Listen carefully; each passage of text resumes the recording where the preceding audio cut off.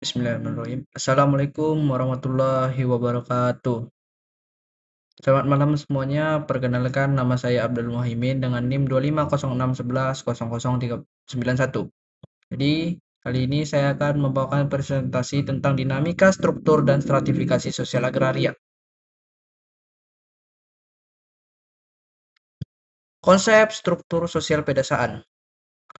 Struktur sosial pedesaan adalah jaringan relasi dan pola interaksi antar individu dan kelompok di desa, mencerminkan nilai-nilai kebersamaan, gotong royong, dan ketergantungan pada sektor agraris.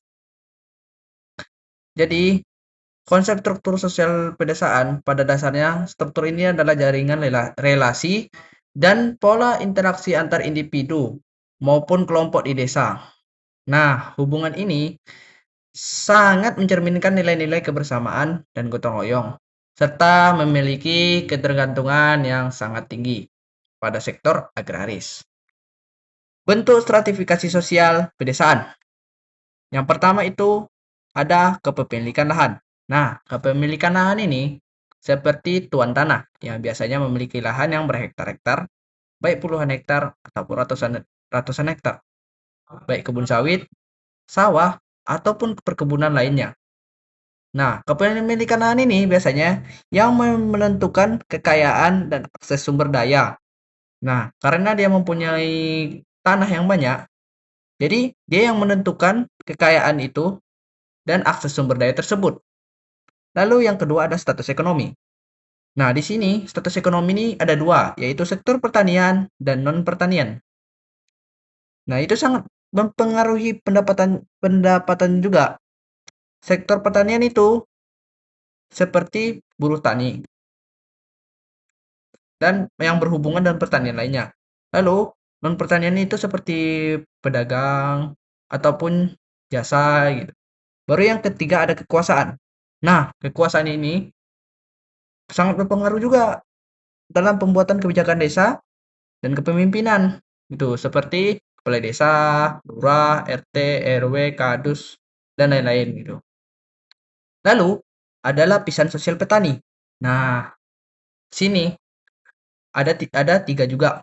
Yang pertama itu ada elit desa. Elit desa atau tengkulak. Jadi, biasanya pemilik modal yang mengendalikan harga pasar. Nih, misal nih, ada petani yang menjualkan hasil pertaniannya seharga misal anggaplah 7.000.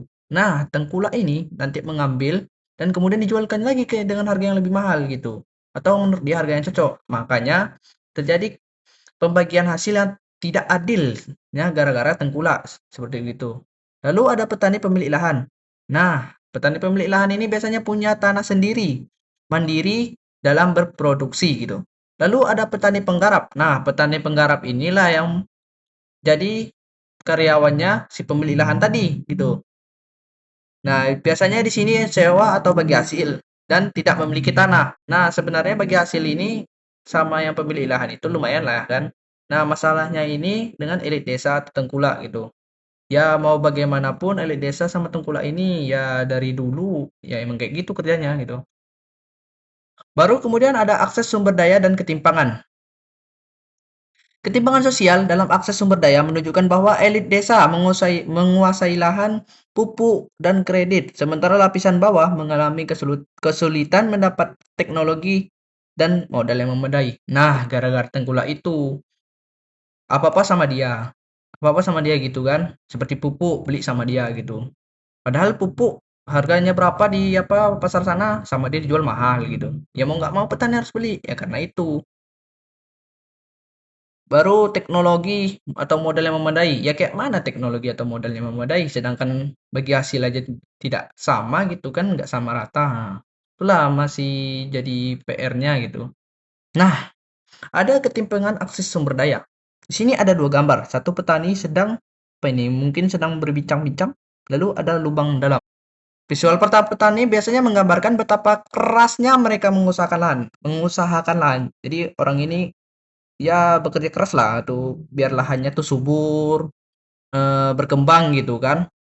Nah, namun di sebelahnya tuh ada lubang visual gitu. Sebuah lubang resapan. Nah, ini maknanya ini dalam teman-teman.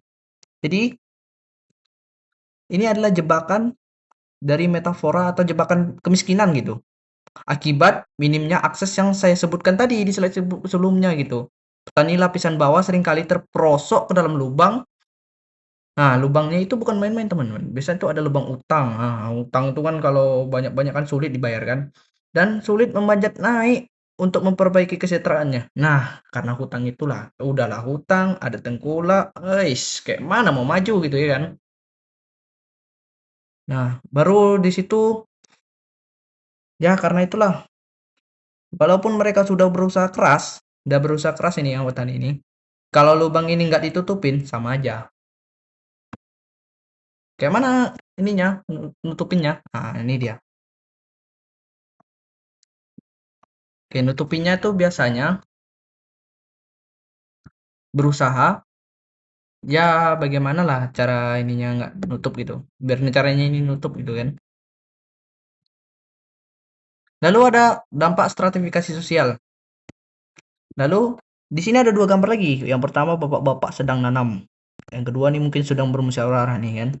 Nah, jadi kita perhatikan nih petani yang bekerja nih dan yang berdiskusi di bawah ini. Pertamanya itu kita dihadapkan realitas di lapangan. Nah, realitanya tuh seperti ini kan. Ada yang lagi nanam, ada yang musyawarah gitu. Jadi, dampaknya adalah munculnya relasi patron klien yang rawan eksploitasi tanpa adanya pemerataan akses maksudnya kan. Hubungan kerja antara pemilik modal dan penggarap. Nah, pemilik modal dan penggarap ini biasanya hanya akan mengalirkan ketidakadilan. Tuh, muncul nggak adil gitu kan, secara struktural di masyarakat desa gitu. Nah, saya akan membahas yang sebelumnya tadi. Mana sih cara nutup lubangnya itu? Nutup lubangnya kan. Sebenarnya lubang ini mudah ditutup asalkan tengkulak itu betul-betul tidak ada gitu. Nah, masalahnya sejak dari zaman kolonial dulu, tengkulak itu udah ada. Itu udahlah tengkulak utang lagi kan. Nah, ya mau gimana? Apa-apa ekonomi susah gitu kan. Mau nggak mau orang ini minjam ke bank gitu. Pinjam sama tengkulak, pinjam sama koperasi desa. Padahal mereka itu ingin hidupnya sukses, punya tanah gitu kan. Ya karena itu. Makanya kalau berhutang itu jangan banyak-banyak sebenarnya. Pokoknya berhutang bisa dibayar gitu kan. Gimana caranya bisa bayar gitu. Jadi pikirkan ke depan. Misalnya ambil 500 juta gitu kan, mau beli lahan gitu. Jadi mikir juga, beli lahan segini, balik modal nggak gitu kan. Kalau misalnya nggak balik modal, jangan gitu. Ambil dikit aja. Nah, sebenarnya sih kalau secara teori mudah, tapi kalau secara faktanya tuh susah. Ya, gimana lah. Oke, sekian presentasi saya. Mohon maaf bila ada salah kata. Wabillahi taufiq wal hidayah, waridho wal inayah. Assalamualaikum warahmatullahi wabarakatuh.